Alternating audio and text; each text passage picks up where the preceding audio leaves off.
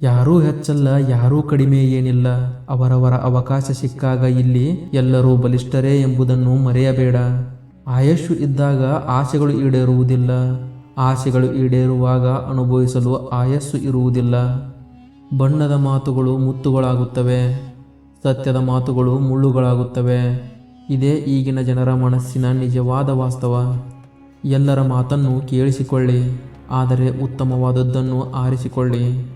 ಹಣವೆಂಬ ಮಾಯೆಯ ಅಮಲು ಮನುಷ್ಯನಿಗೆ ನೆತ್ತಿಗೇರಿದಾಗ ಅವನು ತನ್ನನ್ನು ತಾನು ಮರೆಯುವುದರೊಂದಿಗೆ ತನ್ನನ್ನು ಸೃಷ್ಟಿಸಿದ ಪರಮಾತ್ಮನನ್ನು ಕೂಡ ಮರೆತು ಬಿಡುತ್ತಾನೆ. ಕೈಲಾಗದವರ ಬಾಯಿ ಸದಾ ಬೇರೆಯವರ ಕುರಿತೇ ಮಾತನಾಡುತ್ತಿರುತ್ತದೆ. ಮನುಷ್ಯನ ಜೀವನದಲ್ಲಿ ನಿರೀಕ್ಷೆಗಳೇ ಜಾಸ್ತಿ, ಆದರೆ ದೇವರ ಆಟದಲ್ಲಿ ಪರೀಕ್ಷೆಗಳೇ ಜಾಸ್ತಿ. ಮನುಷ್ಯ ಯಾವತ್ತೂ ಶ್ರೀಗಂಧದ ಮರದ ಹಾಗೆ ಬದುಕಬೇಕು. ಕತ್ತರಿಸಿದಷ್ಟು ಸುಗಂಧವನ್ನೇ ನೀಡುತ್ತದೆ. ಯಾರು ಎಷ್ಟೇ ಕೀಳಾಗಿ ಕಂಡರೂ ಒಳ್ಳೆಯದನ್ನೇ ಬಯಸಬೇಕು.